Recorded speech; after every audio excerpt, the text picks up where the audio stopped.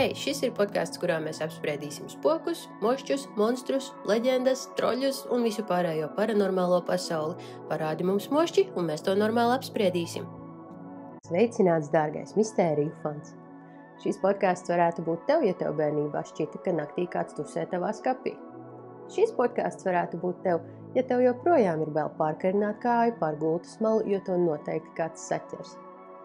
Parunāsim par visu mistisko, spokaino, raganīgo, visu pārējo, kas it kā neeksistē, bet no kā mazliet ir bail. Palasīsim citu cilvēku pieredzes un spoku stāstus. Mēģināsim tos izskaidrot normāli, racionāli, vēl labāk, ja par to varam pasmieties. Varbūt būs kaut kas, ko mēs nevaram izskaidrot, un tas laikam ir galvenais mērķis šim podkastam – atrast tos īstos spoku stāstus. Šīs ir tikai pirmās epizodes, mēs iesildamies, redzēs, kur tie ceļi mūs vedīs, kādos portālos, paralēlēs, neceļos vai ceļos. Noteikti padalies arī ar savu spoku stāstu e-pastā, kas norādīts informācijā, un es ceru, ka tev būs interesanti. Dāmas un kungi, sveicināti, šis ir podcasts Paranormāli. Man šodien ciemos ir draudzene Dana. Čau, Dana. Čau, Inga. Mazliet varbūt pastāsti par sevi. Jā, čau, mani sauc Dana. Šobrīd esmu bērnu kopšanas atvaļinājumā. Man ir divas brīnišķīgas meitas. Vienai ir 2 gadi, otrai ir 9 mēneši. Tas ir tā kā jau otrais atvaļinājums pēc kārtas atvaļinājums, ko tā var nosaukt. Man daudz brīvā laika. Kas man ir ļoti daudz hobiju, bet laikam tos es neuzskaitīšu. Viens no tiem ir, tagad es sāku vairāk nodarboties ar sociālajiem tīkliem, patīk filmēt TikToks, editot, tāpēc, ka es vēlos kaut ko nākotnē ar to darīt. Pēc profesijas es esmu pasākumu organizatore, bet es to baigi nenodarbojos šobrīd, varbūt nākotnē. Un man patīk atrasties starp foršiem cilvēkiem, papļāpāt, tāpēc paldies, ka esmu šeit un mēs varam papļāpāt. Paldies tev, ka ieradies. Danas sociālkontus noteikti pievienošu aprakstos, kur nu viņi būs.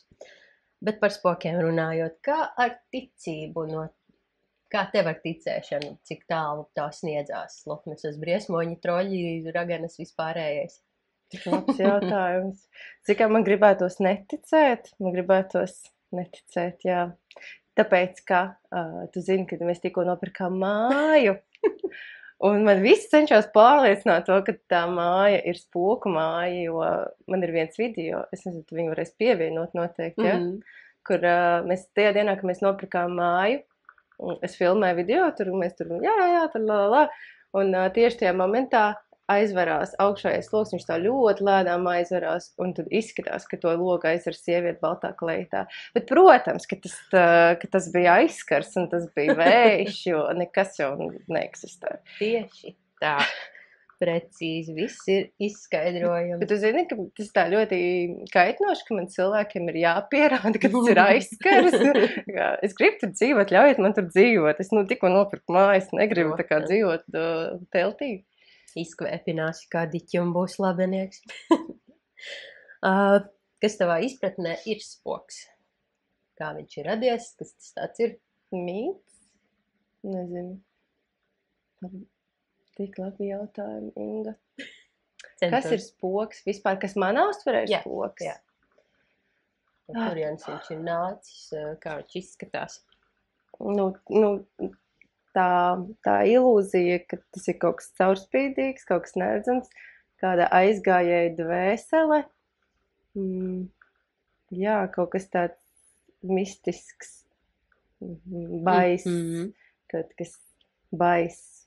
Man uzreiz nezinu, kāpēc rādās multene, kur ir palaks, kaut kas tāds. Jā. Kaspars Spociņš. Jā, viss ir jau viņas attēlā. Bērnībā mīļākā multene bija Kaspars, ar citu. Man pat kaķi nosauc par Kasparu. Kaspars. Jā, varbūt no turienes radušās mūsu kaut kādas arī, patikas. Protams, jā. Internets par spoku saka šādi, kas ir spoks. Spoks ir parādība vai būtne, ko cilvēki bieži saistā ar miruša cilvēka garu. Daudzās kultūrās un tradīcijās uzskata, ka spoks ir mirušā dvēsele, kas dažādu iemeslu dēļ nav aizgājusi tālāk. Piemēram, ja cilvēks ir nomiris pēkšņā nedabīgā nāvē, ja viņam ir neizpildīti uzdevumi vai ja viņš ir ļoti piesaistīts kādai vietai vai cilvēkam. Spoki parasti tiek attēloti kā caurspīdīgas, Miglainas vai ēnainas figūras, kas reizēm parādās noteiktās vietās, piemēram, vecās mājās, kapsētās vai slimnīcās. Tie var būt biedējoši, bet nevienmēr. Dažos stāstos spoki ir draudzīgi vai vienkārši klātesoši. Kā draudzīgais spociņš Izklausījās ļoti jauki. Jā, vai ne? Jā. Man uzreiz pirmais nāca prātā, kad es to izlasīju filmu Spoks, kur tā čiepa ar spoku taisa māla figūras. Tā kā var arī būt ļoti mīlīgi spoki. Jā. Aizkustinoši. Jā. Tu jau gan pastāstīji par savu loga pieredzi, bet vai tev ir vēl kāda paranormāla pieredze? Nu, viss ir video. Īsti laikam izklausās, ka man vienkārši visu laiku tur telefonu, nu, tā arī ir, man visu laiku telefons pie rokas. Bet man ir arī vēl viens video, kur man meita, kurai bija uz to brīdi gads, viņa vēl nemācēja runāt, viņa mācēja tikai dažus vārdus, un mēs esam pie manas vecmammas istabā. Tajā mājā arī ir nomirši cilvēki, mani radinieki. Un man meita tie video saka kādam, ko viņa tur teica, čau? Vai tā? Es neatceros, vai viņa čau vai no tā, bet man ir arī video. Un viņa tā kā tiešām redzēt, ka viņa komunicē ar kādu. Bija bišķi baisi. Man nē, jo es tur vairs nedzīvoju. Manai vecmamai, kas gulēja tajā, es te vēl biju baisi, jā. Jā. Vecmama tā kā to dzirdēja, pieredzēja, un tagad viņai ir baisi, vai viņa zināja, ka tur kāds ir? Nē, viņa nezināja, bet... Nu, tagad zina. Jā. Es visu laiku gribēju vēl tā kā, lai viņa atkārto kaut ko līdzīgu, bet nē, viņa tikai laikam 2 reizes kaut ko parunājās ar kādu. Tas tiešām, ka viņa ir tāds viens punkts, un viņa tā kā uz to vienu punktu viņam... Es vairs tagad neatceros, kas tajā video bija. Tas bija pirms 1,5 gadu kaut kur. Jā.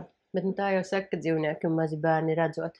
Kā man vīrs teica, viņš teica tā, ka viņš pieaugušajiem spoklītās vispār neatcās, tie ir vai nu šizofrēniķi, kas kaut ko redz, bet bērniem, jā, ka bērni, viņiem nav iemesls melot. Nu.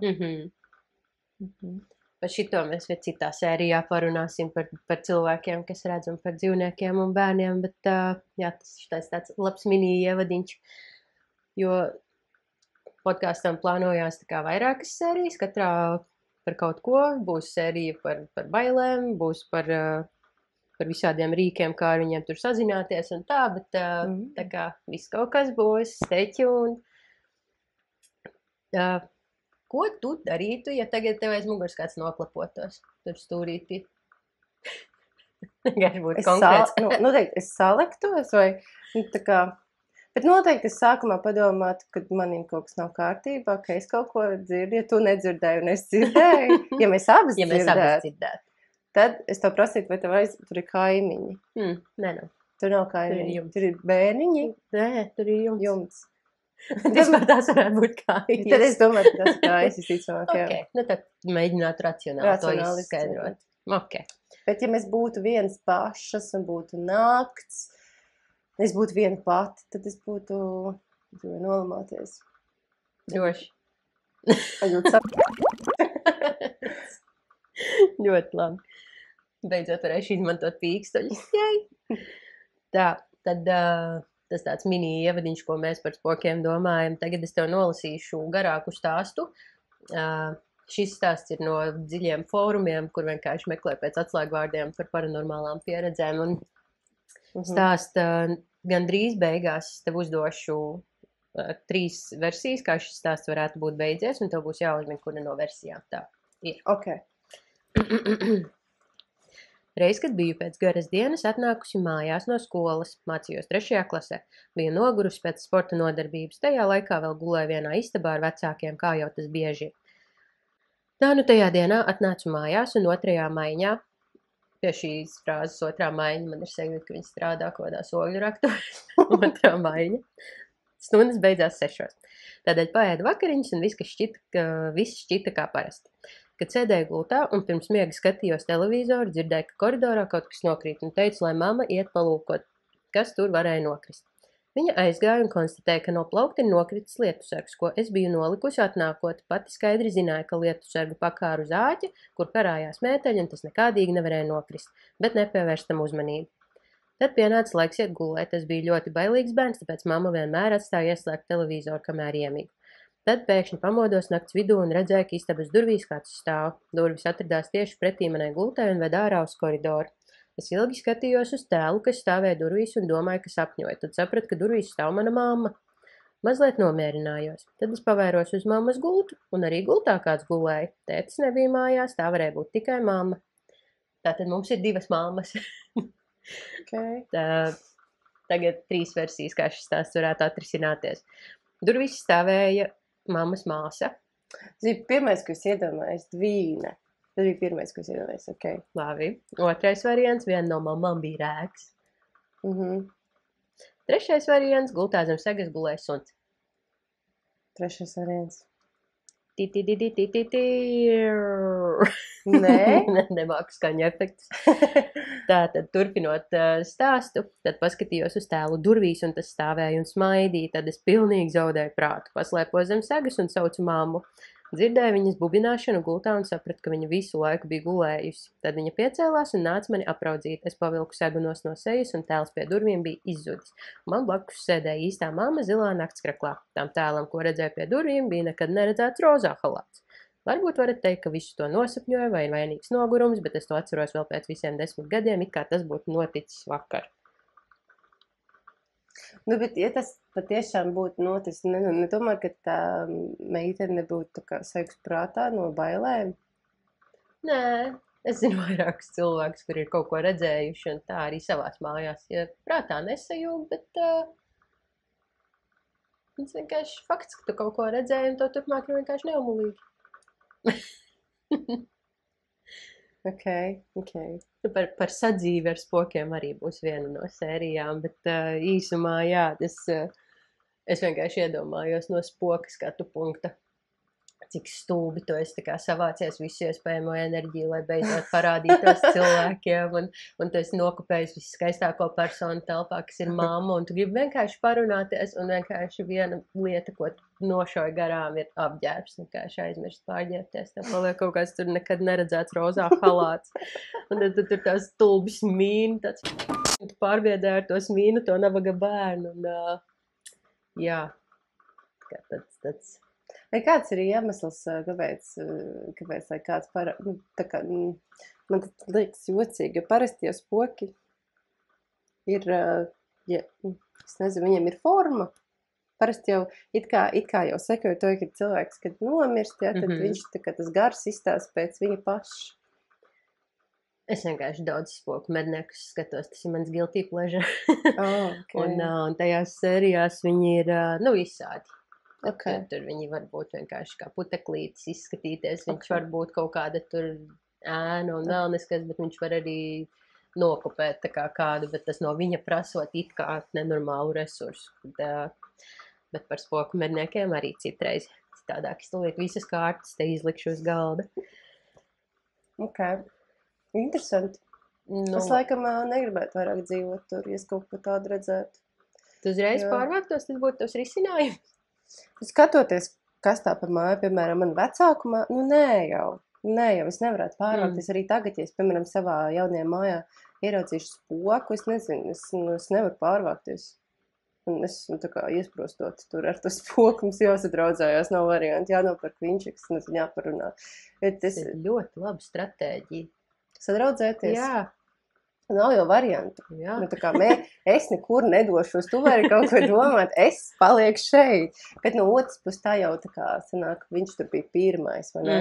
Tā kā es jau ielauzos pie viņa. Tu esi viesis, tu viņam besi. Jā. Tā kā vispār vīns varētu būt ritīgi laba doma. Man pirmais, kas nāca prātā, tur nezinu, iet pie kaut kādām tantēm paprasīt, lai justina kaut kādu kadiķa cigāru un vēl un tur izkvēpināt pa visurienu. Es domāju, miera pīpi varētu, tā kā tas bija pirmais, kas man nāca prātā. Arī ļoti labi, bet vienkārši ņemt un sadraudzēties ģeniāli. Viņš jau arī tikai cilvēks. Jā. Laba stratēģija, man patīk. Bet, labi, kā mēs šo varētu izskaidrot normāli, kā kas ventilators vienkārši tas matus visu laiku pūš. Kā jau viņi pat minēja to, ka jūs varat domāt, ka tas nosapņoja. Varbūt tu esi, zini, ka tu esi vēl neesi pamodies līdz galam, tu tā kā vēl, tāpatās kā ir tās miega paralīzes, ka tu... Arī cita sērija, bet jā. Jā, viss ir uz priekšu. Ka tu guli, ka tu kādu redzi, varbūt tas pats, varbūt tas bija miega paralīze viņai. Ļoti iespējams, jā. Nu jā, jo kāpēc, lai pēkšņi vienkārši pamostos Un naktas tieši vidū. parasti, starp citu, man nekad nav bijis miega paralīze, bet man bija draugs, kuram bija. Un viņš tā arī stāstīja, ka vienmēr viņš stāvēja durvīs, starp citu, viņam. Viņš gulēja gultā, viņš nevarēja pakustēties, viņš redzēja, ka viņš stāv durvīs un smaida. Starp citu, vienmēr smaidīja. Jā, mēs atrisinājām lietu.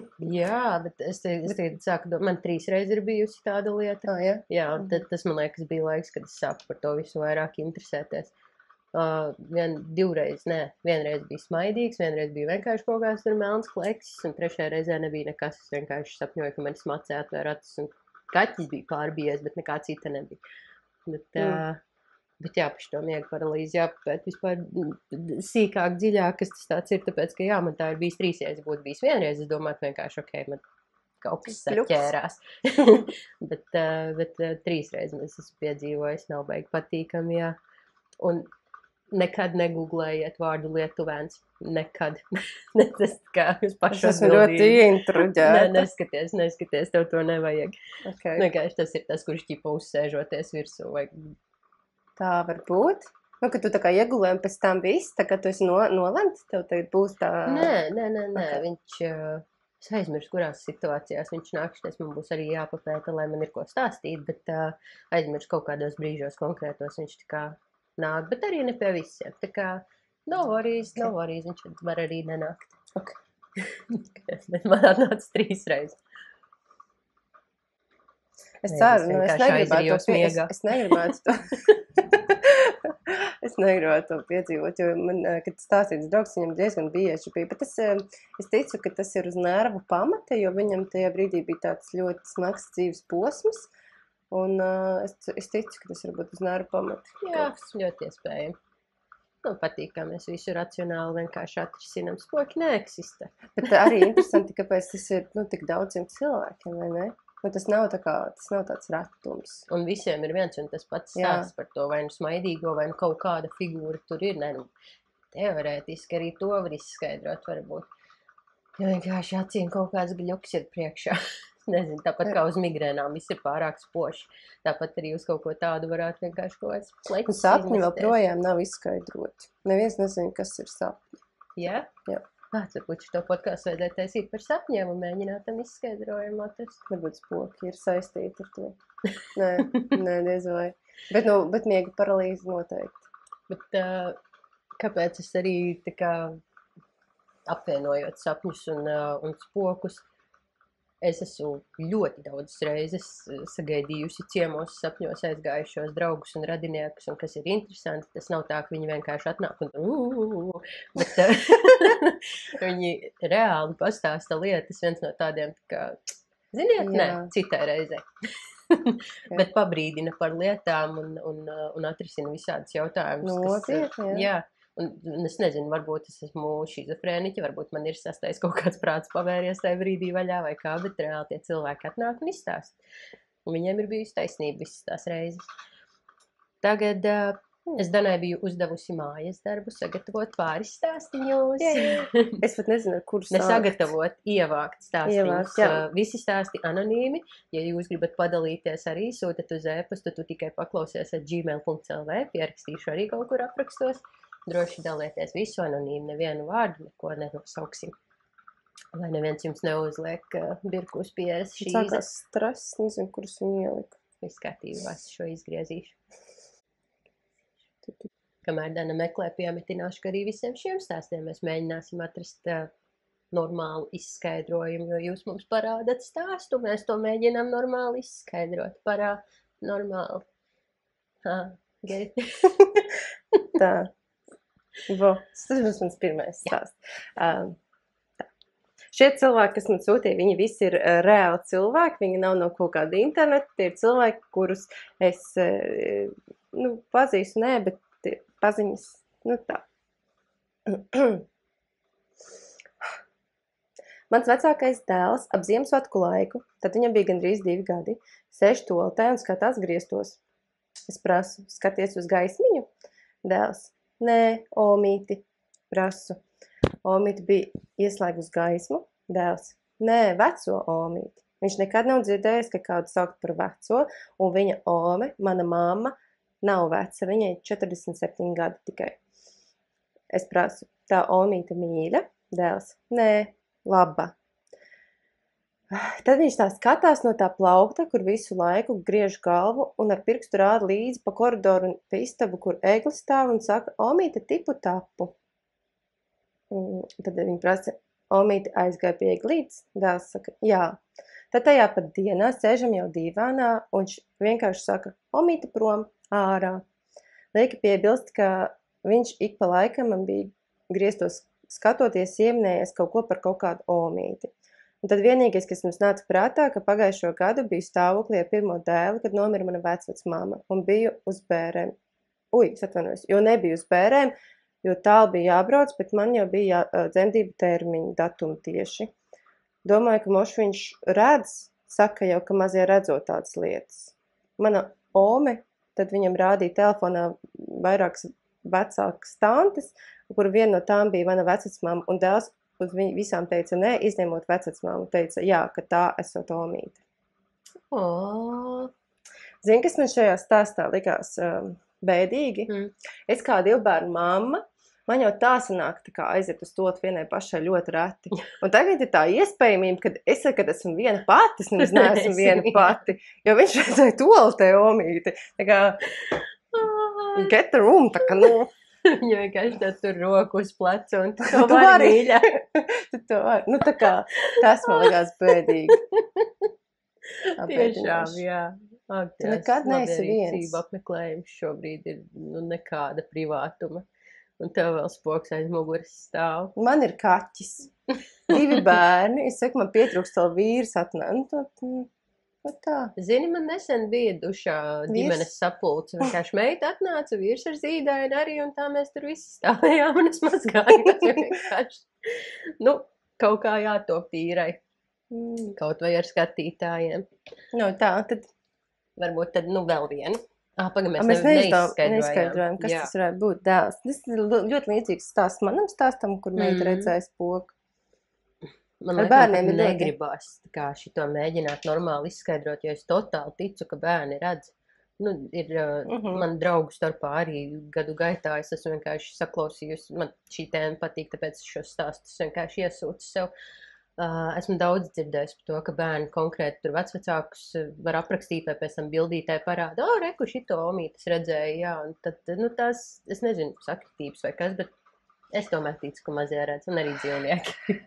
Tad tu neapgāzīsi šo Nē, es negāzīšu. Šis ir ļoti sirsnīgs, jauks stāsts, un lai tā paliek, ka omīte... Un ap Ziemassvētku laiks, citu tad arī saku, ka Ziemassvētku laiks ir tas garu laiks, kad ir veļu laiks. Jā. Tā. Šis stāsts īstenībā ir ļoti skumjš. Man tādu stāstīt, viņš ir skumjš. Es pastīšos, vai man ir kaut kas priecīgs, ko pateikt pretī. Baigi, nē. Labi, tāpēc pastāstīšu citu, jo tas ir... Viņa vēl rakstīja piebildi, ka viņa nezina, vai viņa grib šo stāstīt, bet lai jau iet. Anonīmi. Tas ir anonīmi, jā.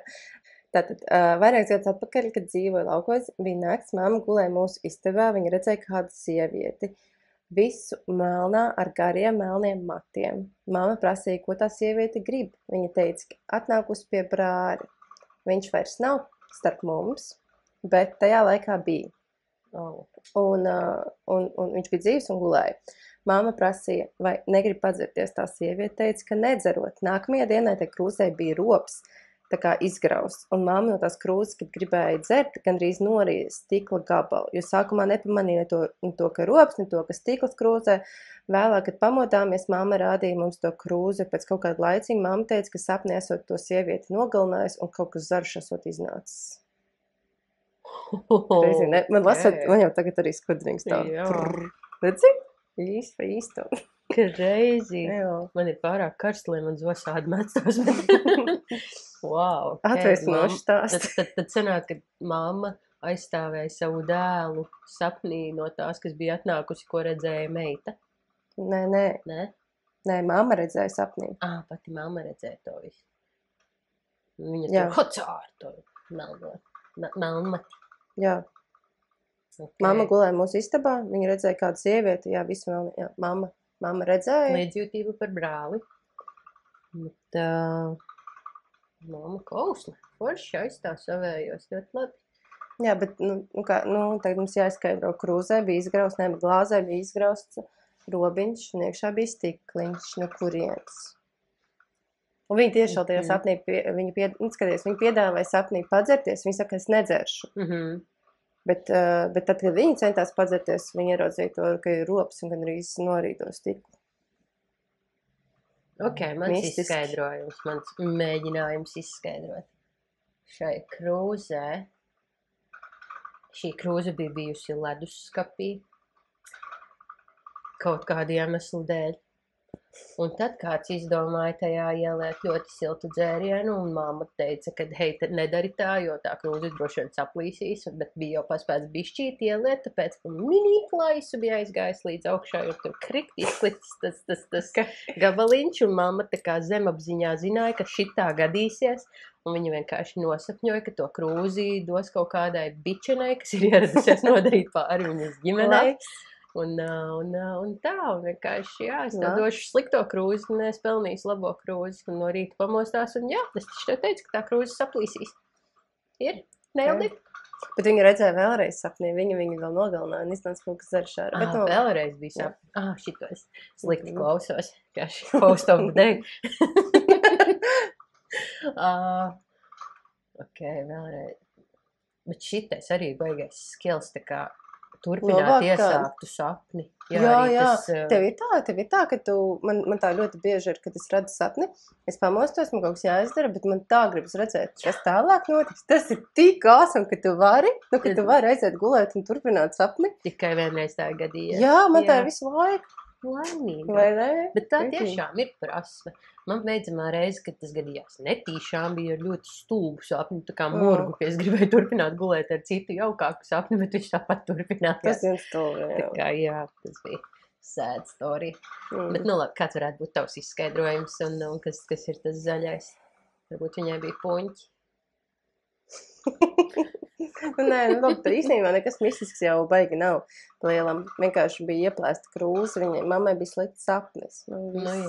Viss, nekā nekas tāds. Parasti jau gribās šitos iztulkot. Bet vispār, ja sapnī redz, ka kāds kādu tur nobendē vai kāds kaut ko tur sliktu vai kā, cik es bērnībā sapņu tulku lasīju, tur rakstīts, ka visiem, ar ko sapnī notiek kaut kas slikts, īstajā dzīvē notiek kaut kas labs.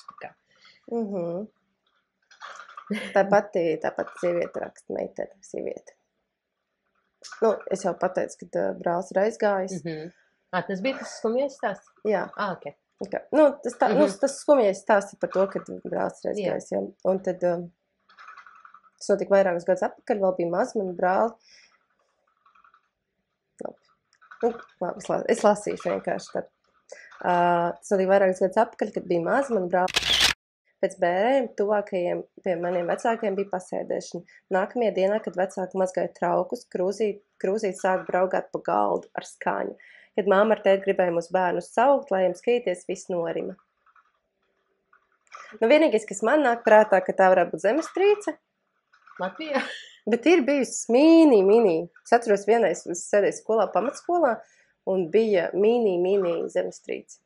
Es atceros to ļoti labi. Labi arī, ja kamas brauc garām, tad māja dreb arī piecstāvētu. Bet,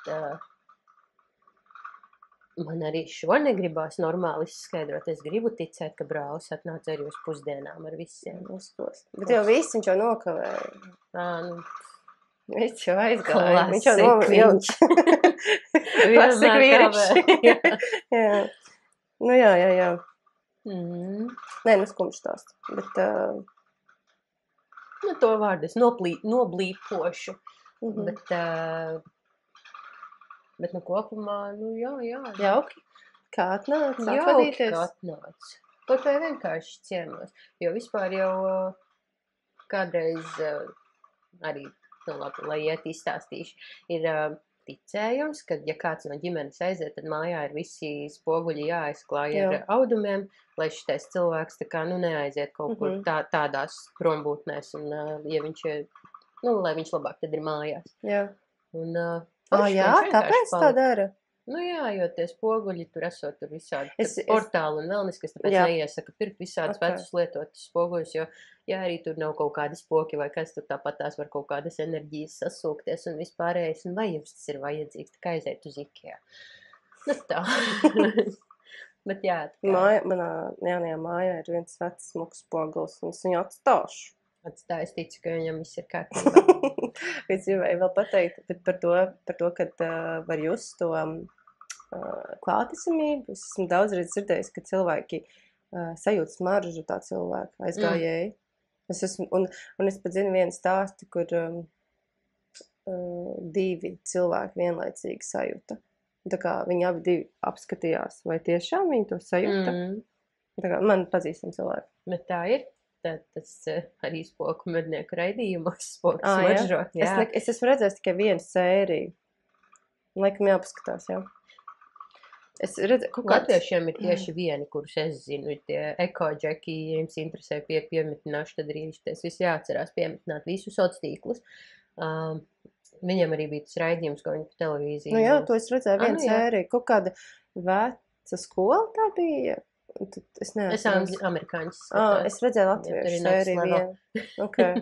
Es redzēju, mums bija tikko pagājuši, kad viņi rādīja televīzijā laikam. Es redzēju vienu sēriju. Man patika.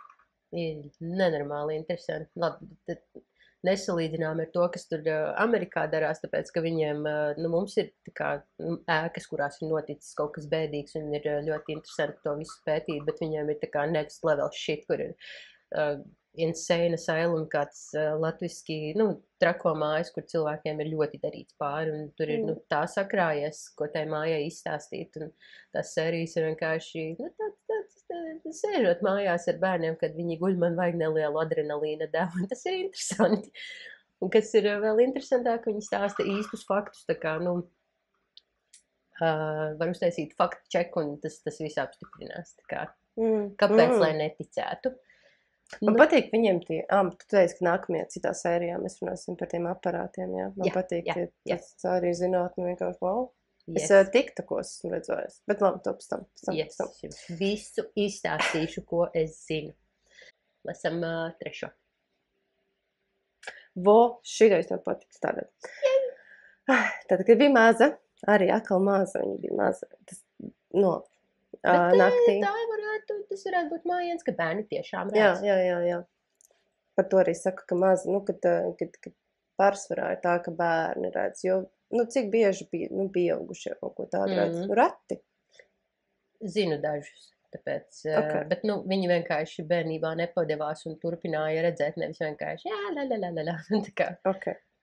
Tātad, kad bija maza, pa nakti piecēlos un paskatījos uz lampu, un tur parādījās divas bildes ar cilvēku sejām. Viena bija mana brāļa, bet pēc sejas jau atpazinu, un otrā bija opi seja. Viņš arī vairs nav starp mums. Es viņu nekad nebiju redzējusi, ne dzīvē, ne bildēs. Es mammai stāstīju par to izskatu un jautāju, kas tas otrs cilvēks ir, jo jūtu, ka tas ir kāds no radiniekiem. Mamma man teica, ka tas ir opis. Un tad cilvēks pamostās naktī, un tad viņš paskatās uz lampu un ierauga divas bildes. Viens brālis, viens opis. Wow, mīļi. Man tas tomēr tā kā arī tas... Man liekas ļoti mīļi, kad aizgājušie tomēr nāk apraudzīt, kā te jums te iet. Bet kāpēc pa nakti vienmēr tas notiek? Varbūt arī pa dienu nāk, vienkārši pa dienu viņas nevar redzēt. Jā, make sense. Bet ja jāizskaidro. Viss, kas man nāk prātā. Man ir diezgan vecs televizors, kur, ja tu nopauzē filmu, aizēji padzirties un nāc atpakaļ un uzliec atkal filmu. Nedaudz no iepriekšējā tā stopkadra ir iefrīzojis kaut kas, un tā kā mazliet pāri jaunajiem kadriem var redzēt to veco. Varbūt viņa sapņoja par viņiem, kā viņa varēja zināt, ka tas ir tas opis. Bet anyways, atturot acis, ka jā, ka likās, ka es tur redzu priekšā, un maybe. Vai arī tomēr viņa atnāca ciemos. Es zinu vienu šizofrēniķu. Labi. Bet es zinu vienu šizofrēniķu, kur skatījās uz lampu. Viņam likās, ka viņš tur redz, kā suņi taisa vēl vienu suni. So, lampā visu kaut ko var ieraudzīt. Same, but different. Potato. Jā, wow. Paldies, Dani, ka biji ar mani šajā pirmajā pilota epizodē. Es domāju, ka vēl kādu 1-2 sākuma epizodes noteikti papļāpāsim, un tad jau redzēsim, kur mūsu ceļi vedīs. Ceru, ka vēl nāks. Ceru, ka tev bija kaut cik interesanti. Man bija ļoti interesanti. Es gribu dzirdēt tālāk, jo tu tik ļoti ieintereģēji. To nākamajā reizē, kas būs nākamreiz. Jā. Es, ka tā pasaule ir tik nenormāli plaša un neizpētīta, un katrs ķerās pie kāda diedziņa, lai mēģinātu izskaidrot. Zinātnē arī ir savs skaidrojums, bet to nelasiet, tas ir garlaicīgs. Tā kā uz jūsu atbildību. Tā kā liels paldies tev. Cauc vēl. Yes, tālāk mēs šķetināsim, kā viņi izskatās, kā viņi rodās, kā ar viņiem parunāties, un vai ir jābaidās, vai nav jābaidās. Varbūt tie vienkārši radinieki. Who knows? Jā, bet īstenībā, tā, no vienas puses, varbūt tiešām tev jāatver savs prāts, un varbūt, ka nemaz nav jābaidās. Varbūt tas, ka tu vari tāpat tās pačalot. Tā. Tieši tā. Varbūt vienkārši, kā Dana teica, sākumā nopērc vīnu un papļāpāja. Un man ir jāatvainojās ventilātoru vārdā, šeit ir drausmīgi karsts, un viņš visu sēriju ir ļurinājis tur fonā, bet what you gonna do about it? Tā, labi.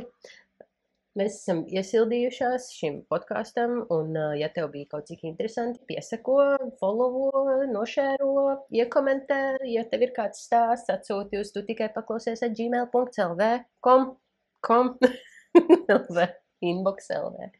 Labi, šata. Galvenais nenogausto. Tik forši! Šitas rīkīgi labs.